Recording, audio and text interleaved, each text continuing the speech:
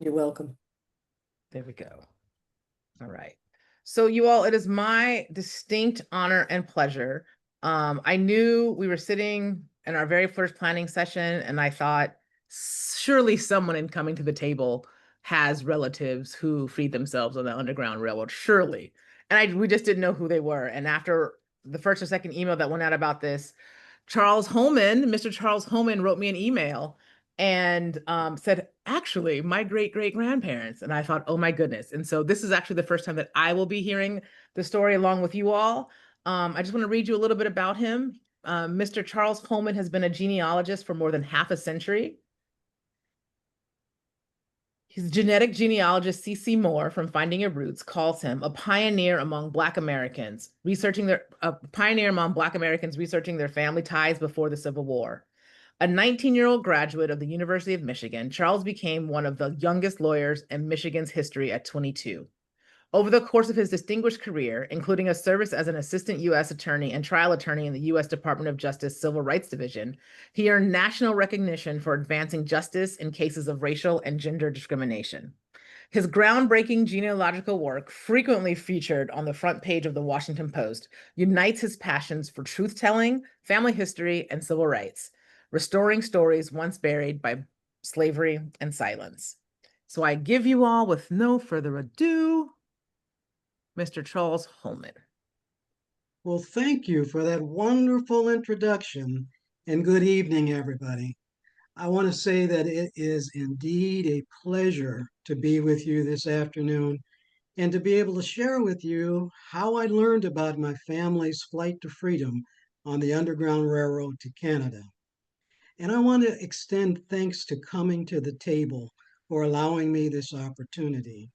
And I thank also God, the Creator, for the tools and the ability to reclaim a history that could have been lost.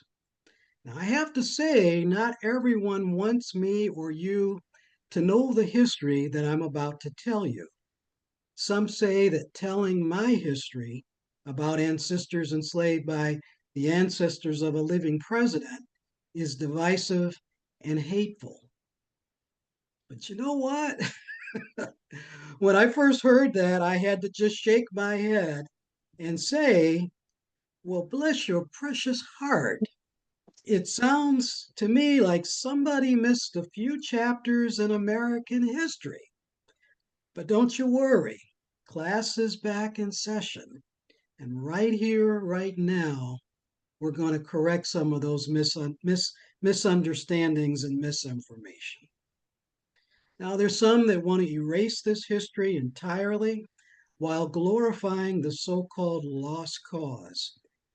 They forget that the Confederacy, which began by a firing on Fort Sumter, South Carolina in 1861, ignited the Civil War, which was the bloodiest war in American history, and they worked to defend slavery. Now, that was divisive, not my family's personal history. I'm a believer that truthful history need not divide us, it heals us. And that is why I believe in the mission of Coming to the Table, which is about truth telling, reconciliation, and honoring the interracial resistance that made the Underground Railroad successful. And I'm grateful to share my family's story about the Underground Railroad, hidden branches, living proof with all of you. Now, I'm not real good at Facebook, so I mean at this new technology. So bear with me if we have a little few kinks here in the process. But I want to tell you that this whole project, this whole knowledge that I was able to receive about the Underground Railroad began with my father.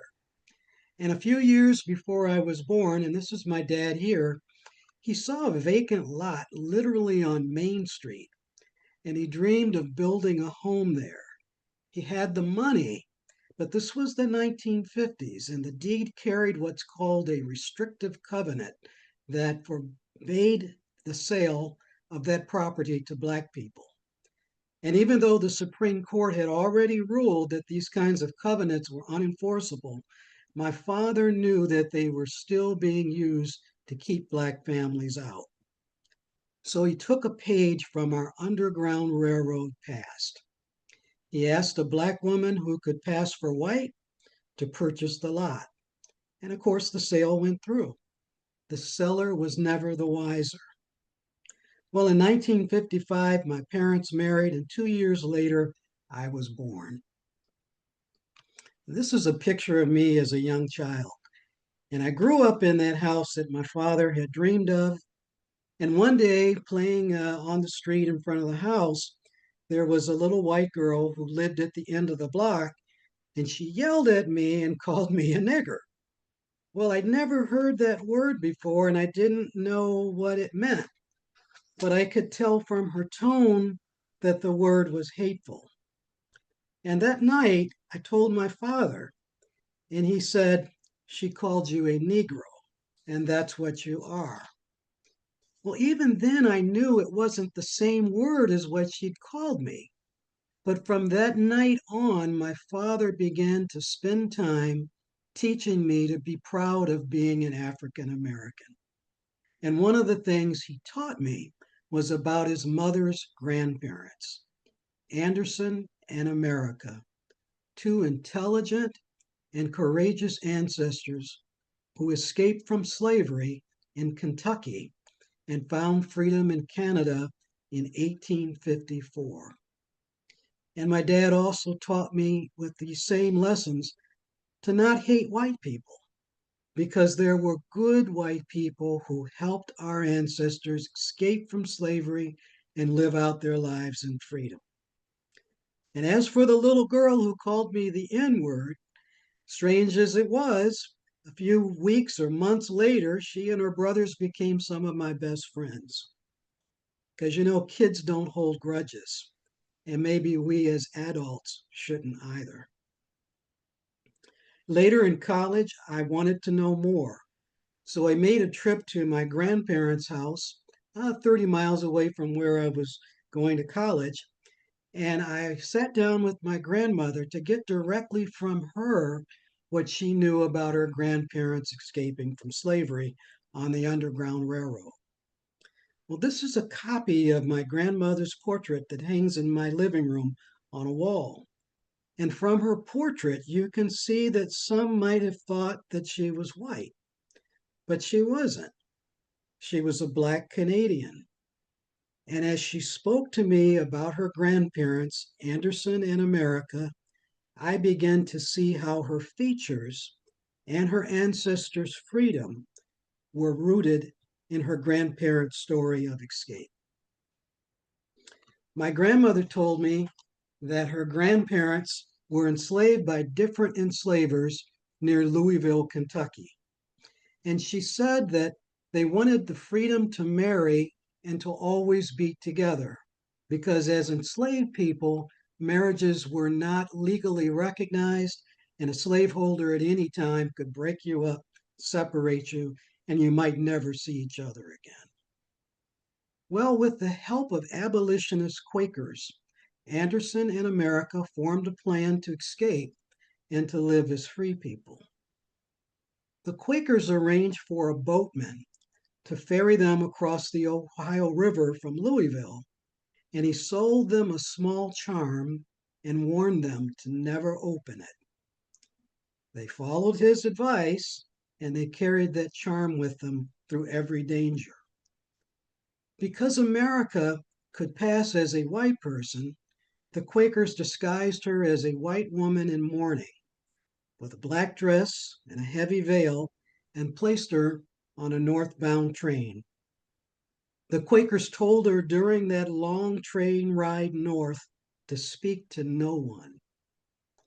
Well, as things would happen, a suspicious white man approached her on the train and offered her candy to try to get her to speak.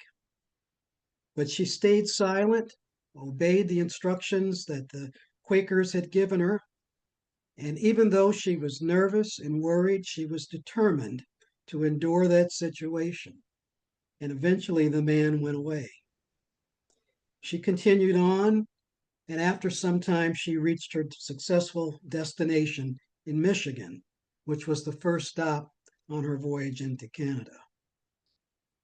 Now, my great great grandfather Anderson had a different experience.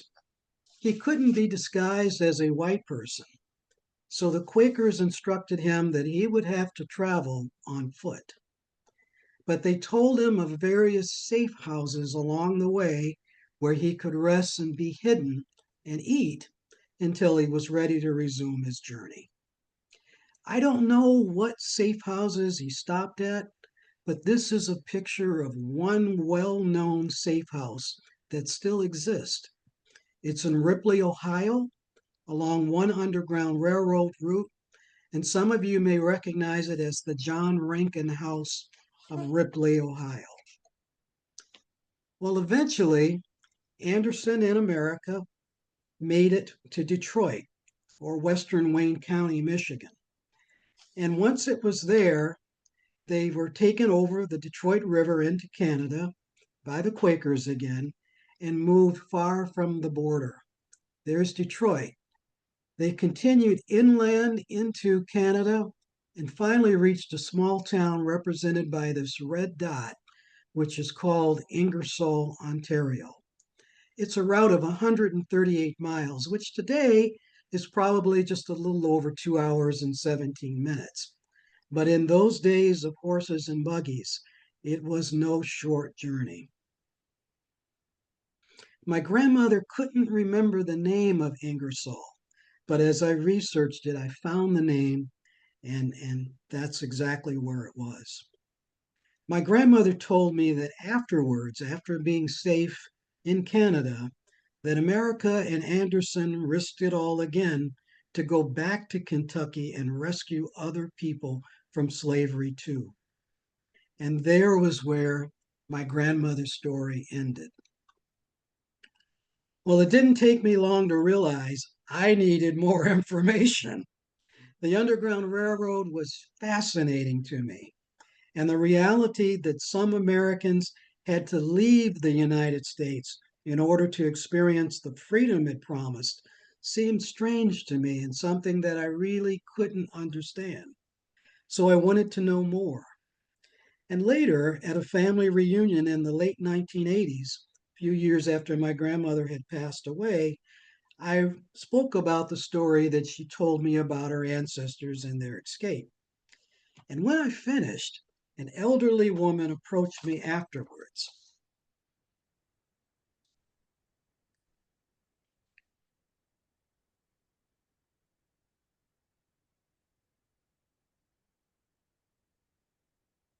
Okay, we're having a little technical diff. There we go. Okay. And this is the elderly lady. Her name was Mattie Faulkner Thomas, and she was married to my grandmother's cousin. And she heard the story of Anderson in America from her father in law, William, who was Anderson's son. She told me some things that my grandmother had not told me. And as I look back, I realized my grandmother probably knew them, but didn't know how to tell me as her grandson. And it's something that a lot of African Americans experience, that the older people who knew the people who were enslaved, they didn't want to tell us all because they knew it was upsetting and they knew it was difficult to talk about. Well, Aunt Mattie told me that before America escaped on the Underground Railroad, she had been forced to bear a child by her enslaver. But when she escaped, sadly, she had to leave that child behind. And even though she did reach Canada and she became free, she experienced no peace because that child was so precious to her, she couldn't live without the child. So she decided she had to go back. She had to go back to rescue that child and bring him to freedom also. But the sad thing was that each time she returned to Kentucky, she couldn't find the child. The slaveholder who had enslaved her had either sold the child or moved the child to spite her. But even though she couldn't get that child, Each time she returned to Kentucky, she used the journey to help others escape from slavery too. Now, the story Aunt Mattie told me left me deeply troubled. I couldn't imagine leaving a child behind in that kind of situation and then risking it all to try to find that child again and not being able to do it. It put me in such a state that I desperately needed peace. And to find that peace, I sought out America's grave in Windsor, Ontario, Canada, where she was buried. And I found myself speaking out loud at her graveside. Anybody that saw me probably thought I was crazy. But when I left there, I was filled with a strange calm and a sense of peace. Many years later, I began to understand why. As a result of DNA matches, census records, Civil War pension files, and other documents, I would actually find America's son myself and learn what had happened to him. America's son ended up in Chattanooga, Tennessee, hundreds of miles from Louisville, where he had been born. And when he became old enough, like his mother, he ran away too. But instead of going to Canada, he ran to the Union Army and joined. After the Union won the war, he returned to Louisville and he was taken in by his mother's sister, Lucinda, who adopted him as her own. Meanwhile, his mother continued to live in Canada with her husband and the children she'd had by her husband. The son that she'd left behind, who made it back to Louisville, became one of Louisville's first black teachers in a school funded by a federal agency known as the Freedmen's Bureau. And later, years later, he was reunited with his mother in Canada, where she lived out her life until 1902. So not only had I found America's son, but she found him too. As I pondered all of this, I wanted to know more about the people who had enslaved my ancestors before their flight to freedom. And I found DNA links to America's sister Lucinda's descendants, which led me to their brother, a man named James Granderson, and he too was a black Civil War soldier. In fact, there were nearly 200,000 black men who served as soldiers in the Civil War. Now, that's a fact they didn't teach me in school, but today we have a monument right here in Washington that puts it all out there in black and white where you can touch the names of those soldiers and take it all in. Well, as I researched the pension records of James Granderson, America's brother, I was able to identify who their enslaver had been. And I soon learned that the enslavers' descendants still lived in Louisville, in that area, after all that time. I reached out to those descendants. They invited me to meet them. And in 2018, I flew out to Louisville and had an experience I will never forget. They were grand people, and this is a picture of them here in the slaveholders' home. And there are the pictures of the enslavers on the wall behind them. Well, one of the things that they shared with me was an 1817 deed, which recorded the sale of of Anderson, of America, Lucinda, and James's father, my third great grandfather, to the enslaver that was the ancestor of these people here in this picture. They also gave me a tour of the property and the last remaining slave cabin on that property. And I have to say, I felt really fortunate to meet them. And I look back on it and think how lucky I was that they took a chance on me and helped me to learn so much more about my family history. Well, learning Anderson's story about the people who had enslaved him and about his flight to freedom on the Underground Railroad proved to be more difficult than learning about America. He too returned to Kentucky to search for his wife's son and in the process rescued others as well. But both he and America on separate occasions were caught during these missions, but both somehow managed to escape. America was caught and jailed by a man who turned out to be quite sympathetic to her plight, and as a result, he let her go. Anderson, on the other hand, had a much different experience. And finding evidence of Underground Railroad missions is very scarce unless they're written in a book by William Still or people like that out here on the East Coast. But I did come across a newspaper article from a town called Millersville, Ohio, in January of 1860. And I think this could possibly be my Anderson.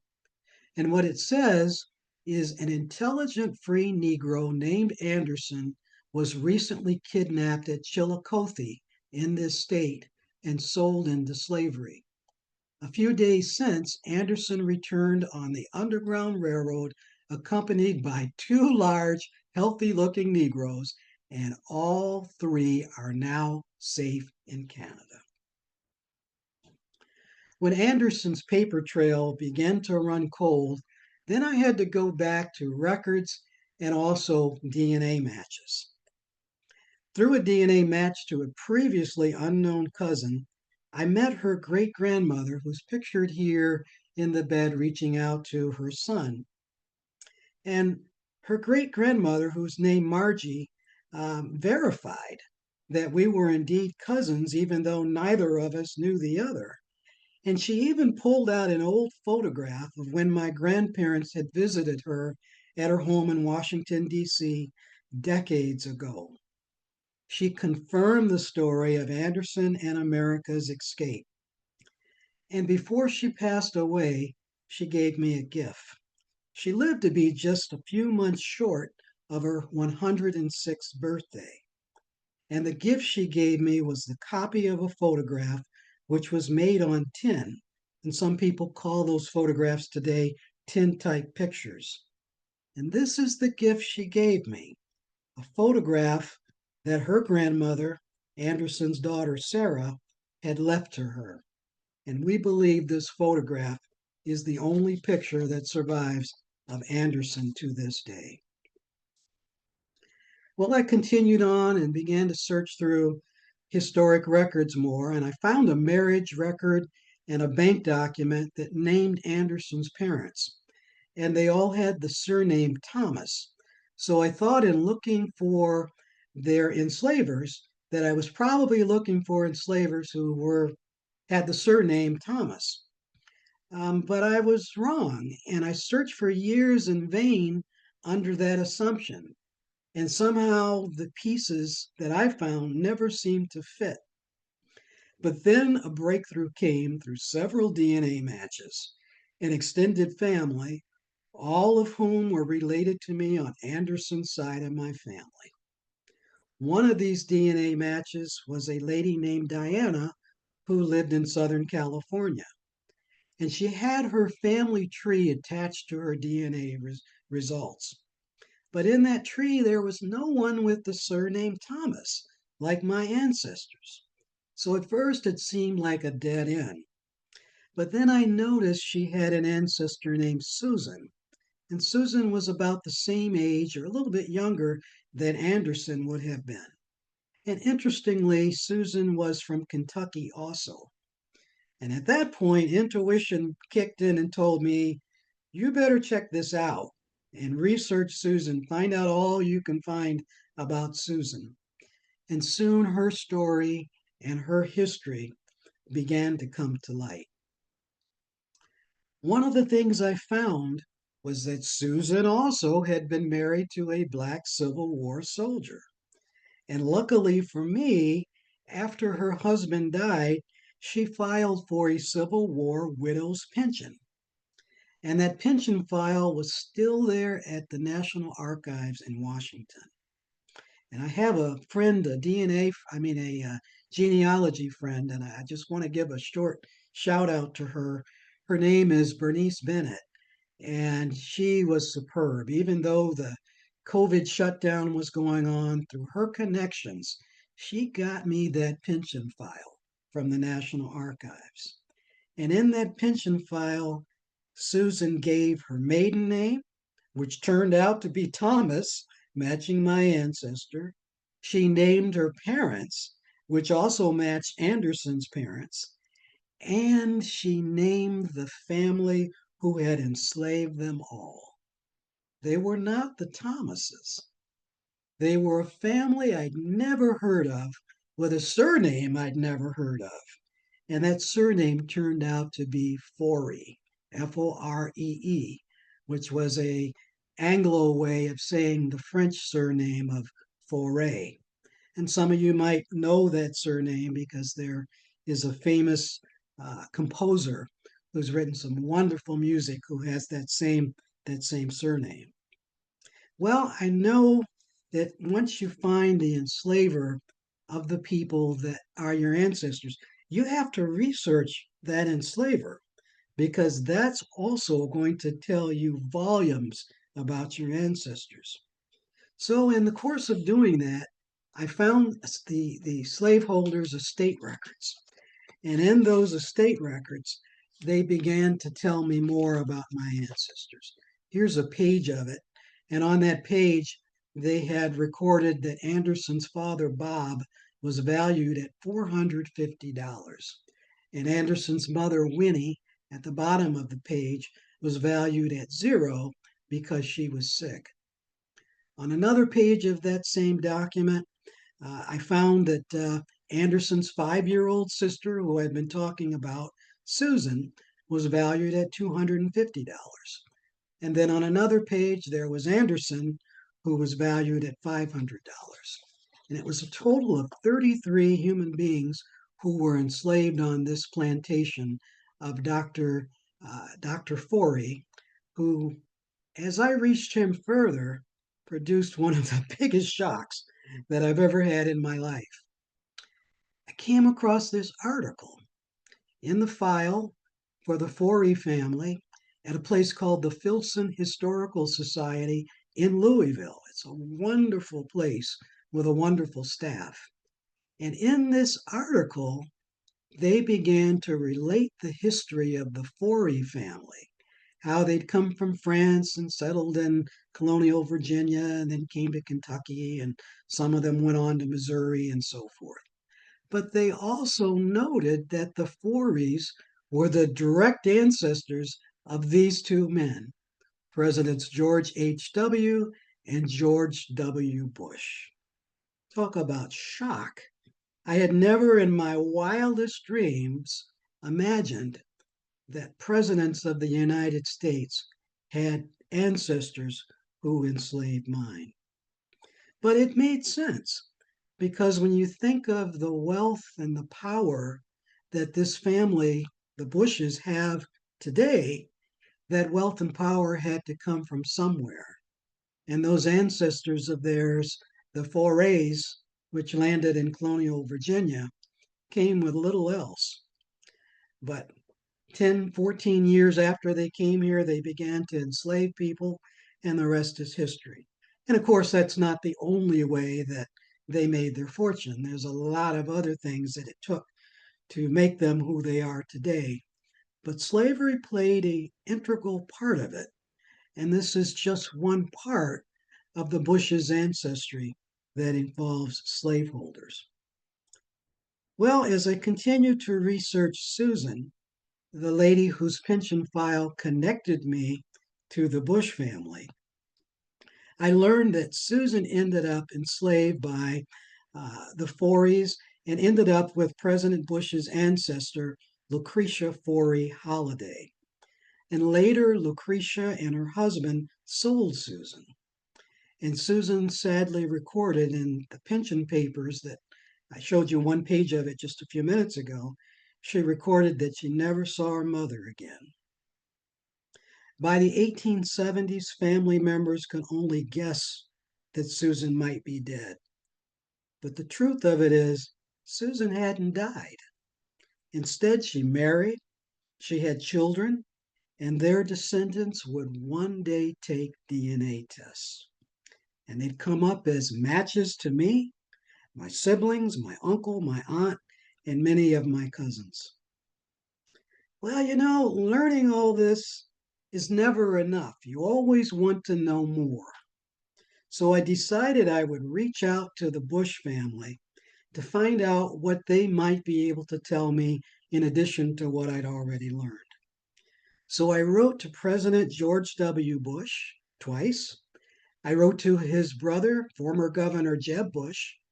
I wrote twice to his daughter, Jenna Bush Hager, who is a hostess of the Today Show Extended Hour.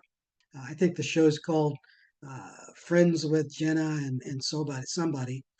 And I wrote to Laura Bush, who at that time was said to be on the museum council for the Smithsonian's National Museum of African American History and Culture. But to my surprise, unlike the family that I met with in Kentucky, none of the Bushes responded. Later, the Washington Post decided to give it a try. And a reporter from the Washington Post reached out to President Bush. And again, she got the same no response that I had gotten. And reporters in Washington, they know exactly how to get a hold of current and former public officials. So I have little doubt that the Bush family knew the reporter was trying to reach out about all this. Well, anyway, the Washington Post published its story on the front page of a July issue of the Sunday paper of the Washington Post in 2024. And it was a big news day because, as you can see on this front page, the biggest story was that President Trump, who was then a candidate for president, had been shot at a rally during the campaign. And, I thought that was going to bump us off of the front page, but lo and behold, right below it, there's our story right on the front page. Well, the reporter from the Washington Post later told me that that story about my journey to learn my ancestry and the connection to the Bushes was the most requested article in their online edition. And comments to the story poured in from around the world. Even MSNBC and international news outlets carried the story. But not all members of the Bush family brushed me off. Other, more distant relatives of the Bush family were very gracious. One of them, this gentleman here in this picture, was one of President Bush's distant cousins. He even made a point to visit me from his home in California. He came to Washington, D.C., and he allowed me to take and treat him and his wife to brunch at a nice restaurant uh, in Washington, not far away from where he was staying. So I just say that to say that not all descendants of enslavers are going to brush you off. A lot of them understand and they want you to know your history too, and they will help you. Well, through coming to the table, and especially through a very distinguished lady, Prinny Anderson, and others, they helped me to understand some of the reasons why others may not have wanted to help me. And they were reasons that went beyond a simple answer of, well, maybe they're racist. It's actually a lot more complicated than that, even though that could be one of the reasons. And Pretty told me that sometimes they don't respond, the descendants of enslavers, they don't respond to descendants of enslaved people because they fear we might ask for reparations or we might want to take retribution or they're ashamed and guilty about what their ancestors did. Or maybe it's a subject that in their family that is taboo. And a lot of them are embarrassed by that history. And some of them just quite simply don't know how to respond. Well, that's understandable. but I sure hope through coming to the table and organizations like that, we can work to address those things and help to make the connection between the descendants of enslaved people and the descendants of enslavers a much closer, much more regular thing that happens much more frequently. Well, it's funny, the more you learn, the more you want to know. And I continued to dig, and I learned that there were even earlier generations of my family that had also escaped to Canada. I learned that through DNA matches, there were members of America's family who left slavery in what is now called West Virginia. Back then, it was a part of Virginia. And they went to Pennsylvania where they lived free for years. But later, they moved on to Canada and eventually settled in a very small village called North Buxton, Ontario. Those people were of the surname Granderson. And I also found that Anderson had a paternal uncle named Elijah who had escaped from President Bush's ancestors about 20 years earlier before Anderson had done. And he settled in a small farming village called Mosa in Middlesex County, Ontario, Canada. So my roots in Canada included at least three communities: Ingersoll up here in the north, Mosa, a little bit further south on the Canadian Peninsula, and then finally North Buxton here on this last dot on the map. And so, even though I've been at this a long time, I feel like my research is really just beginning because there's more stories out there, and one day I hope to be in a position to share them. And this history of the Underground Railroad teaches us that the history of the Underground Railroad runs much deeper than most of us realize. And the stories of those freed by it are even richer than we can even imagine. There are resources there if you are willing to dig to find those stories, because many of them can't be found in a book which has a narrative of the ancestors and how they escaped. There were a lot of people who escaped, and there were a lot of unsung heroes on the Underground Railroad.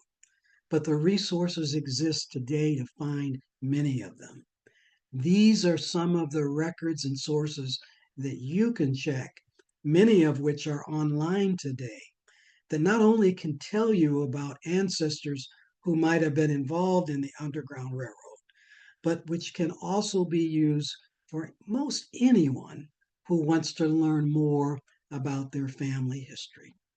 And even people whose ancestors were not enslaved can find this resource, the Freedmen's Bureau records, online, which will tell them about their ancestors who may have enslaved people. Because in some of the Freedmen's Bureau records, especially the bank records, sometimes the enslavers' names are noted. So I want to give you some takeaways before I close. And this is some of what I would tell you to do if you're interested in finding family history. First, start off with oral history and then use traditional genealogy tools and follow the paper trail as far as you can take it. If you're looking for enslaved people, remember that sometimes they had more than one surname, and surnames may not match the surnames of their enslavers or even the surnames of some of their siblings. And this next one is a big one.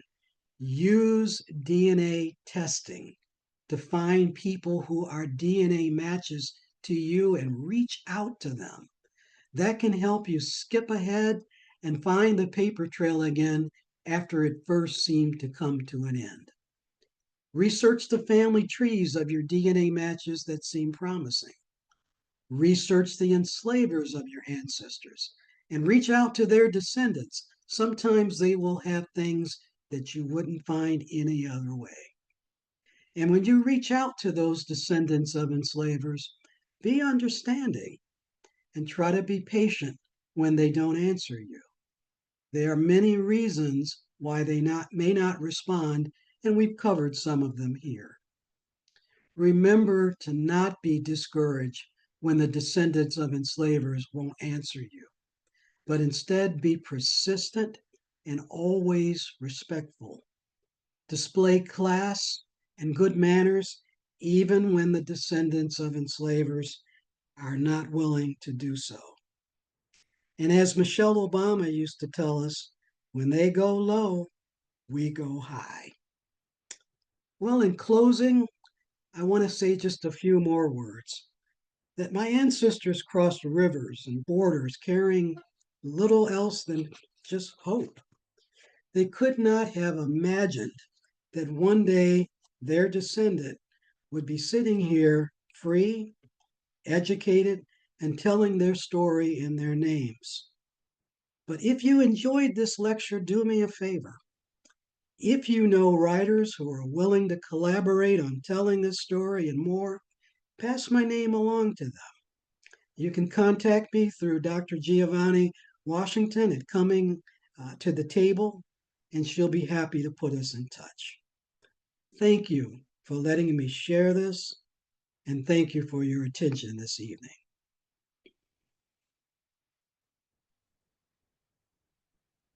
Bravo. So, thank you so much for sharing that story. And from the reactions, I guess we can see how um, moving it was. Uh, in a way, I think when you hear anyone's journey, it's part of your own journey for discovery, and it provides a lot of hope and hopefully some good direction for searches we're all trying to make. Um, I have a few questions. The great part about this is as you were talking, I was, oh, I want to ask him about this and ask him about that, and then you answered most of my questions. But one thing, I have three here. Um, when you spoke of the difficulty of getting pieces, to fit during your research, um, what what things have you learned that you weren't looking for? Pieces of information that were just dropped in your lap, if you will. Mm, And what do you attribute that phenomenon to? And I'm using the P word because I don't have another word for it. So, hmm Well, that's a great question. And I have to tell you that I think one of the things that was most rewarding and really gave me more than I ever expected was when I reached out to those descendants of the enslavers and that lovely family in Kentucky that invited me there to their farm, let me see the house where the slaveholder had lived, showed me that slave cabin, and then gave me all those priceless records that I never would have found. I mean, who would have thought that their grandmother had an old trunk, and after she died, they found all these records about people that their ancestors had enslaved?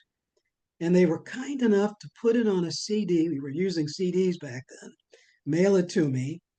And I mean, it was just a gold mine of information.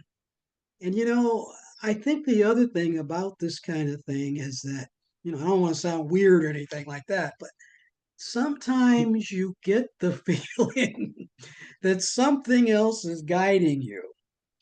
And before I met that family in Kentucky, I started having second thoughts because they didn't know that my ancestor was one of the enslaved people who escaped.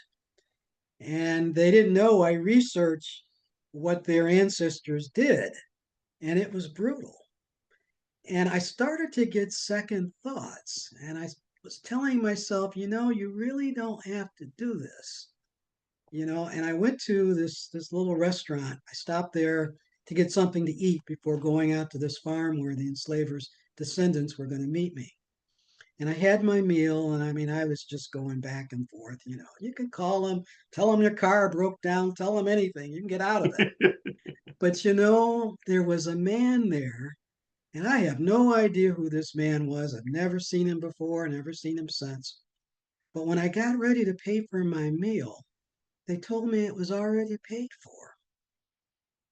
And I thought, that's strange. I never had somebody pay for my meal, especially someone I didn't even know. And, you know, it told me, it said, you know, you're on the right path. And this is something you're supposed to do.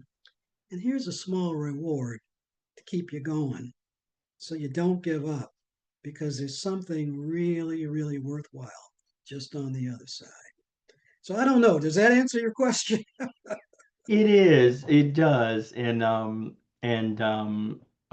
when you evoke the word weird, that was kind of the realm I was angling for, because everything isn't all searches, the way information flows are not on a straight line between 2 points all the time. That's right. Um, there's a lot of reconnoitering and searching and even soul searching. But how you get on and remain on that path, I think is mystical at times. And my next question, I have two more questions and then a comment. My next question is kind of the part B of that. Do you feel that, you know, the proverbial we, the collective we, are in search of our ancestors, or our ancestors are in search of us? Um, Wow. in the balance, how would you place that I thought? think you really hit on something, and that's quite thought provoking because I don't think it's one or the other. I think it's both. I think these are people that are connected, want us to know their story, that know that there's a lot of value in what they went through to us in the present day. And my father, who used to help me on this research, we used to, you know, back in those days, you know, in the 70s and the 80s, you couldn't look up newspapers online because the internet didn't exist. So you had to get these microfilms and go through each page of the newspaper on microfilm to find the ads about enslaved people who had escaped. And my father would help me go through these things once I got them through the Church of Jesus Christ of Latter day Saints and was looking at them in a library. And he told me one day, he said, you know, I drew so much strength from reading about all of these people who had escaped that others were trying to capture and return to slavery. So I think they want us to know the stories.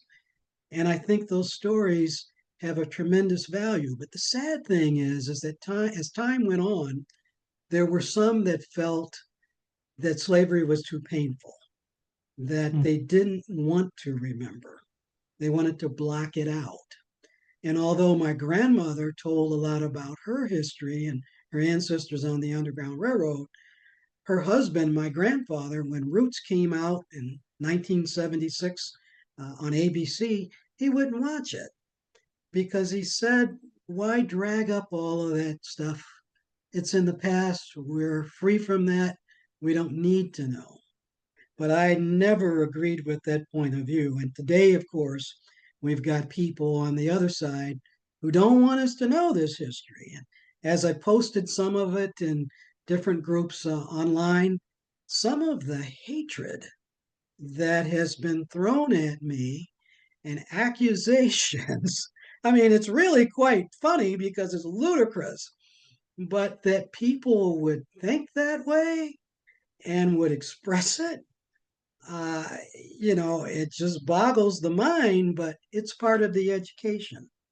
And I find it illuminating because it teaches me more and it encourages me more to share this history and not be defeated by those kinds of sentiments.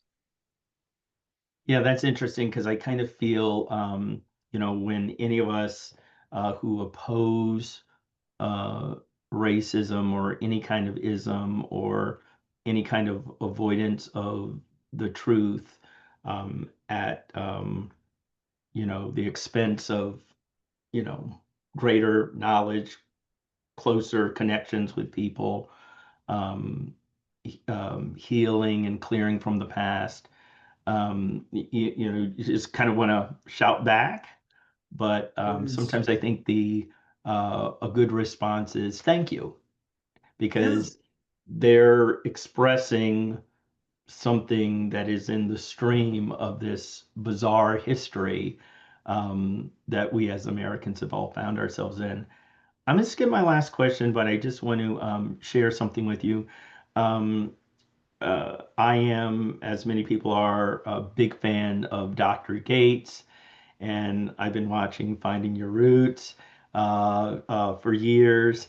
And during the pandemic, I started opening my Ancestry page while watching Finding Your Roots, which I always record. And then as he's going through the celebrities, I put in all the names of each Mm. celebrity that he's found. And I'm related to everyone, Wow. from Kevin Bacon to Roseanne Cash to LeVar Burton. Go figure. Um, Wow. but while you were speaking, I put in the name Foray in my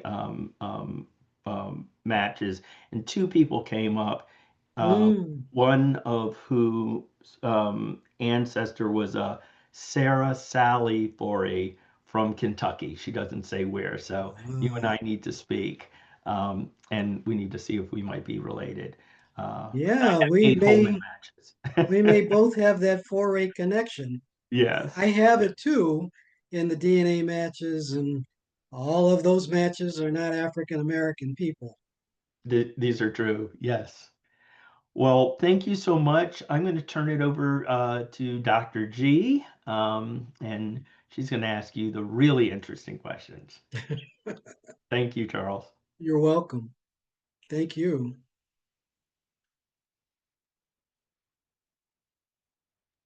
Hello, greetings. I'm trying to spotlight myself and it's not working. Hold, please. Hold, please. Yeah, well, okay, you're just gonna have to have me here. Um, that's so bizarre. I don't know why I can't do it. Oh, I know why. Because that wasn't the right Giovanni. Okay. Hi, there I am. There you are. Here- I have, I mean, well, one, I want to open up our questions to our audience, but I do have one question for you. And that's you said a couple times like me, I don't want to be weird, but I think the woo is so much a part of this work, right? And you said Antonia's questions are our answers looking for us, or are we looking for them? And it's both of it. I would like to know, and this is again on the woo side of things, what was the experience for you, maybe spiritually or ancestrally, of filling in these holes? I just want, if you can sort of explain, I'm going to use the word, the phenomenological experience of having those pieces of your history filled in. Like, what did it do for you and how did it change your life? Well, I'll be honest with you. A lot of it was very good and very illuminating, but some of it was so sad and tragic because, especially with Susan, to learn through documents that she had been abducted from her parents when she was just 5 years old. Hmm. And she was taken hundreds of miles away from her parents and never saw them again. And then, not too many years later, they sold her. And she ended up going through one difficulty after another. She eventually ended up being owned by, I don't even like that term, enslaved by a Confederate general from Missouri, a former governor of Missouri, who took her to Texas as he fled the advancing Union armies. And once they got to Texas, he abandoned them. Hmm. And she was just a young woman. She never was able to get back to Kentucky. She was never able to find her family again. And they just assumed she was dead. And when I think about how traumatic, not only for her, but for my great great great grandparents to have their young child taken, and there's nothing they can do to stop it. And then to see other children of theirs taken away too. And it becomes really, really hard to fathom that people could do that to one another. But it's just another example of man's inhumanity to man. And it's not just here in the United States with slavery, it's all over the world. And we see it today on the news every night. Yeah. And it really has a lot less to do with color than it has to do with just good old basic good and evil. And there's good and evil in all races. And there are even, you know, Europeans that have done horrible things to other Europeans. There are Indians who've done horrible things to other Indians. There are Chinese people who did horrible things to other Asians, such as Korean women during World War II. And there's Africans that were part and parcel of the slave trade that sold other Black people to Europeans who took them to the United States and exploited the you know what out of them. So, I don't know if that answers your question, but I think we have to look at these things on a more basic level that transcends just that lens of race and slavery being something that was inhumane and in particular to issues of race. Thank you, Charles. I appreciate you. Thank you so much. Are you up for some questions from our audience? Absolutely. So if you all could do me the kindness of using the raise hand function because I cannot see all the faces, although I can actually try to see it here. 1 second, let me change this view. Okay, and if you, well, even still, I can't see all the faces. Yeah, does everyone, the raise hand function is down in your menu, in your React menu on your computer. I'm not sure how to tell you where it is on the phone if you're on the phone. So, and if you don't want to come on the screen, please feel free to drop your question in the chat and I will monitor the chat and transfer the questions from the chat. Okay, so let's hear from Susan Herring. I'm going to bring you up, Susan, and then we'll hear from Karen. Thank you. I, Mr. Holman, would you mind telling us again who your genealogist was? Well, you're looking at him. Uh, I did all of this work myself, but I had help from other genealogists along the way. And Bernice Bennett, as I mentioned, was one of them that Bernice really Bennett. helped me access Uh-huh. those pension records. And Okay. she has a blog online and has done a lot of workshops online.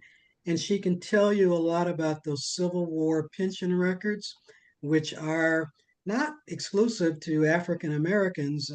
There were a lot of people in general who received pensions as a result of their service in that war. And those records are so incredibly detailed and they're a much overlooked resource. And in fact, there's a recent book that came out and it won a Pulitzer Prize for its author, and it's about Harriet Tubman. And the author really used those pension records to give us the narratives of a lot of people in South Carolina who'd been enslaved and their role during the Civil War. Another person who helped me, a genealogist, was a lady named Cece Moore. She's the chief genetic genealogist for the program Finding Your Roots. Mm. And she used to have a blog and used to do a lot of seminars throughout the United States in the early years of DNA testing. And following her and meeting her, I learned a lot. And she's one of those people that is so approachable that, you'll love her when you meet her because she makes you feel right at home and she'll answer your questions and do so in a way that's very understandable. Thank you so very much, and thank you for this talk. It was Thank wonderful. you. Oh, Dr. Holman, thank you so much. That was so interesting. And it blows my mind, Tony, that you're related to everybody, and Mr. Holman, that you're related to the Bush family. Um, it's incredible. I guess what I want to say, I live here on the Eastern Shore of Virginia, from Baltimore originally, but it is just a hotbed of history. And I, I'm active with the Boys and Girls Club and also with our library and African American or Black history specific to the Eastern Shore. And we had an oral history contest, monetary prizes and everything, and we asked the kids to go home and speak to the elders. And so many of the kids came back and said they don't want to talk about that. But what I do want to say is the high esteem with which I hold the elders. You know, I mean, such people, like, just with such great dignity. And, like, the younger generations just, straightened up and paid attention. And sadly, a lot of those elders are passing on. But Yes. it's really been one of the great joys of mine here on the shore to get to know some of those folks. And there was a friend of mine, a white guy, European descendant guy, just did his thesis on a remaining slave dwelling that's here on the Eastern Shore. I haven't seen it yet. But down in Eastville, where the oldest court records are in the state of Virginia. So there's so much here. If people would tell their stories, and the library, the Eastern Shore Library, is doing their second annual Black History competition with middle and high school students. I'm sorry I'm taking so long. And based on the books of Francis Bibbins Latimer, who was a community historian and genealogist here on the shore. So I'm thrilled to be a part of that and finding a different way in for the young people, especially since people are being so censored. Anyway, thanks for listening to my remarks, and I'm so glad that I'm so glad I had the privilege to be here tonight. Well, thank you for coming and thank you for those comments. And, you mentioned that slave cabin experience. I have to tell you, that was one of the most moving things that I ever participated in when that family in Kentucky showed me that last remaining slave cabin. And today they use it as a shed, which gives you an idea of how small it was. But to go in there and to see this small fireplace, which is crumbling because it's so old, and to see how little it was, and to think of a whole family living in there, and the kids sleeping, in a on the upper level of this, just underneath the roof, without enough room to even stand up. It really humbles you. And my host and hostesses, as they were showing me all of this, I was trying to be friendly and, upbeat, but I found myself with a complete loss of words. And I felt like I was just almost in a daze because it's an experience that you're not prepared for until you actually do it. So I'm glad to hear about this guy who's written about this last remaining slave cabin. And I want to also thank you for giving those young people the assignment of talking to those elders. Because the sad thing is, once those elders are gone, that record may disappear forever. We can get fragments of the history through records and, archives and things like that, but there's nothing like talking to people who've heard it directly from the people who lived it that can give you the fullness of that experience. And I think it's wonderful that you did that. And I hope that you will do more of that kind of thing too.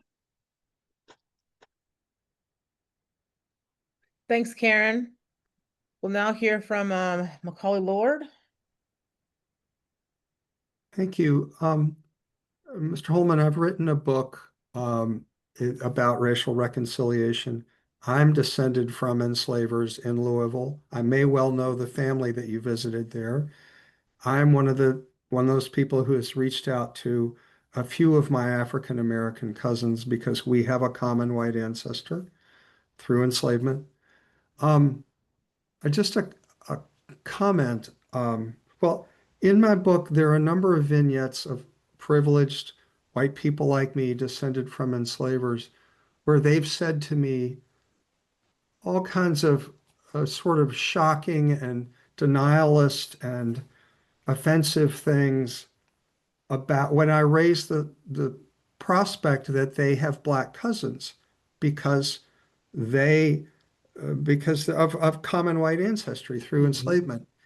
I ran this by a friend of mine, the Reverend Valerie Mayo, an Episcopal priest at a church in Durham, North Carolina. I said, Valerie, how do you bear this when white descendants of enslavers pretend it didn't happen or diminish it? Because I get angry about it. These are some of my dearest friends. And she said, Macaulay, they're traumatized. Mm. It was so loving. And I heard that same sentiment in what you said to us. I think if I had to guess, and I'm not just trying to give the Bush family the benefit of the doubt here, I'm guessing it's not about fear of someone seeking reparations or fear of someone, getting angry at them or whatnot, or seeking some kind of retribution. I'll bet you anything it's because they're traumatized too, because it hurts to think about it. So that's just my comment. Thank you so much for this. I'm glad you made that comment, and I think you're right that it is traumatizing to people because, we're taught good things in school about American history, and we're told good things about our ancestors, and we don't want to face that they were human beings. And in all human beings, there's a potential for good and not so good. So I can understand that. And so when someone starts digging and brings up this uncomfortable past, it's not something that's easy to hear. So I can understand that. But I can tell you, and I first want to say this before I forget. The family that I showed you the picture of, it's the Brooks family in Bullitt County, Kentucky, just outside of Louisville, just across the county line in Brooks, Kentucky. And they're big landowners out there even to this day. They have a big funeral home there, but they were wonderful people. They spent a whole afternoon with me, and they didn't have to do that. So there are some that are really traumatized by it. And I have to tell you, some of the records they gave me were traumatizing because those records contained a whole lot of deeds of sale from when their ancestors acquired enslaved people. And a whole lot of those enslaved people were children. And we don't think of enslaved people as children, we think of adults. But child labor was something that, uh, was not like what we think today for black or white. And when you start looking at enslavement and involuntary labor, then you really come in contact with some really, really horrible things. So I understand the trauma part, but it goes both ways because as I've learned all this and read these records, there are times when you can't find the words. And I've got lots of white cousins. Most of the DNA matches are white DNA matches.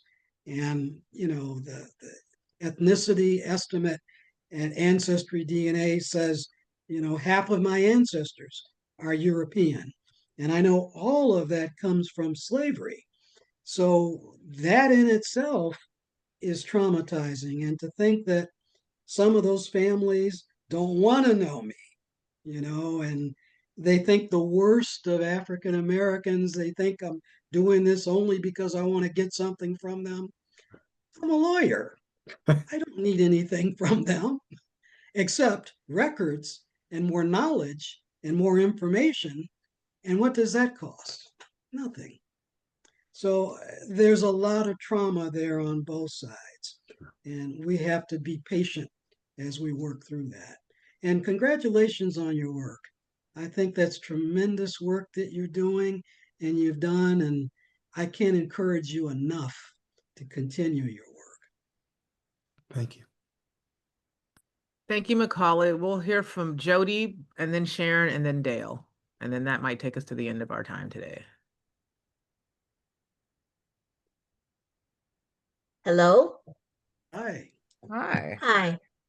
So I'm listening to your story and I had heard part of it before. I'm not sure which website, which, Facebook group. But anyway, my question is when you were doing this, did you encounter relatives who were passing for white? Oh, yes. Okay. See, I have a thing. My parents were different. I saw the dates on who was who. My mother was born in 1916 and Wow. her mother was born in 1872. So this goes back a ways. So I had a great aunt, my grandfather's sister. I couldn't find her. I thought something had happened to her. And you're talking about, researching names. Then I noticed that in North Carolina, there was a parallel family, I'll put it that way, that had the same names in their family as my family did. And I found my great aunt in the home of a white man. I found his will back in the day, and he said he was leaving this and that to his wife and to his children, and to my children who are free or will become free. And I was like, Wow. okay. So, and I was just wondering if you had any of that kind of experience that I did. Well, I haven't seen a lot of enslavers in my family and my history monument uh, the enslaved people. There was one in Kentucky. He became a general in the War of 1812. And when he died, he freed Working two on of my the outfit for enslaved tomorrow people. night. Thinking about these plus those black boots I wore the other night to Tallinn. One of whom is my ancestor. So I have seen some of that. But what you said about family members who cross the color line, I really I've thought a lot about that.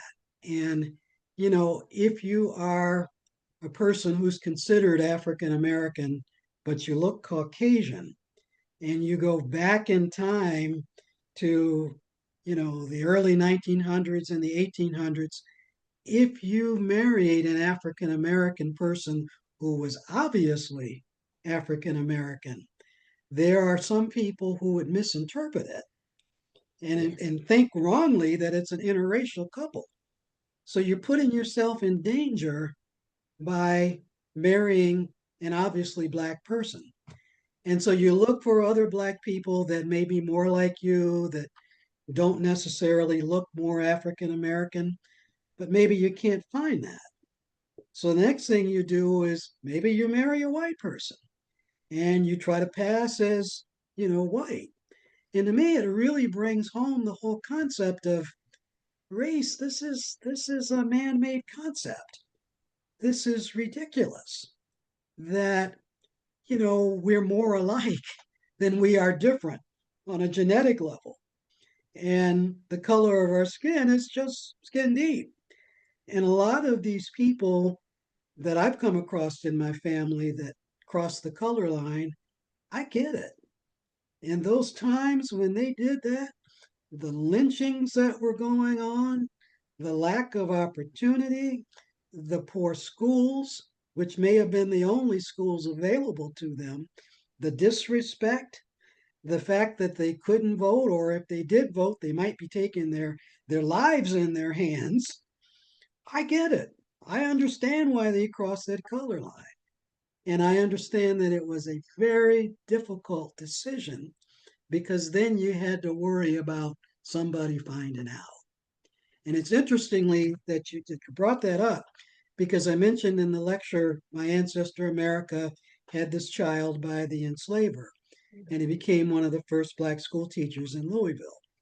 Well, what's interesting about him is after he met his mother and moved on to Colorado, he suddenly decided to change his race. He looked like a white man, but his mother was an enslaved woman. She looked like a white woman, but she wasn't.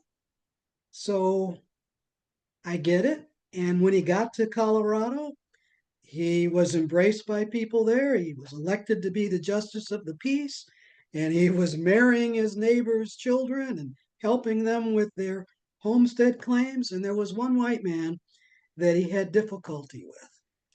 And the man tried to take his horse, and he shot at the man to get the man to back off. And the man pressed charges against him. And there was a trial, and he was acquitted because they found that he acted in self defense.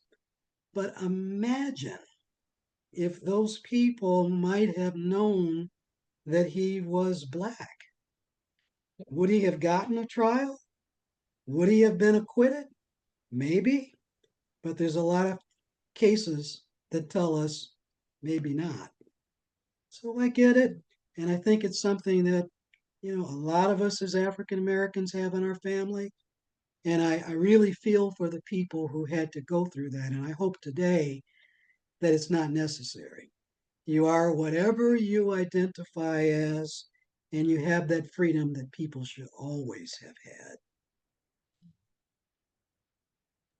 So thank you, Jody. Thank you, Charles. Okay, y'all. I'm gonna do this at the risk of I like a 90-minute meeting. So Sharon, okay, first I want to just call everyone's attention to the fact that I have put the email in the chat. If you all have any additional questions about this presentation, about the Year of Liberation, about Freedom Walk, please do send the email to a note to that email address. And I will, if they're for Mr. Charles Holman, I will forward the information to him or the question to him. And I feel like we just need to close. If we ask another question, we'll be here way over time. So Sharon, Dale, and Mary, can you all type your questions in the chat and then we will get them answered? And perhaps I can work with Charles to have them answered in the recap email before I send out the recap email. Can I just say one more quick thing? You can. Thank you, Dr. Washington and Tony, for making this available. And Tony, I think the work you're doing to commemorate the Underground Railroad is phenomenal. And I hope that you will keep on keeping on, because there are many of us that admire you and we love the work you're doing. Thank you. Tony, you're muted, Tony. I don't know if you were just saying thank you, but. Yeah, so my voice doesn't crack. Thank you. Oh, lovely, lovely. All right, y'all. Well, we will, again, if you have any questions, please feel free to email me. And I want to just again thank Mr. Charles Holman for being willing to, well, first of all, have done all that research and then be willing to present it to us in such a coherent and clear fashion. It's really fascinating, and I feel very honored that I feel like my mission here with my work of coming to the table is to elevate the stories of the ancestors and all of our ancestors. And so you have done that today it's just stellar. Stellar. Thank you so much. Sharon, Jody, no, Sharon and Dale, I'm still looking for your questions. Okay, I got Sharon's question. Great. Thank you. And if you don't want to type in the chat, just send me an email. That's also fine. Okay, friends. It is 5:30 on the dot. We did it. High five. If you want to let me stop the spotlights and we can come off and we can all wave to each other. You all can come off mute now. And say goodbye. Bye. Thank you. Bye. Thank you. Thank you. Thank you so much. That was Thank outstanding. you so That much. was outstanding. It was great. Thank Awesome. you. Awesome. Yeah. Thank you. It was Hey, awesome. Tony. Thank you. Thank you. It was Adios. awesome. Thank you, Linda, for your mindful moment. You're welcome. Anytime. Tom DeWolf, I see you, but you keep moving. Stay right there, Tom DeWolf. Yes, ma'am.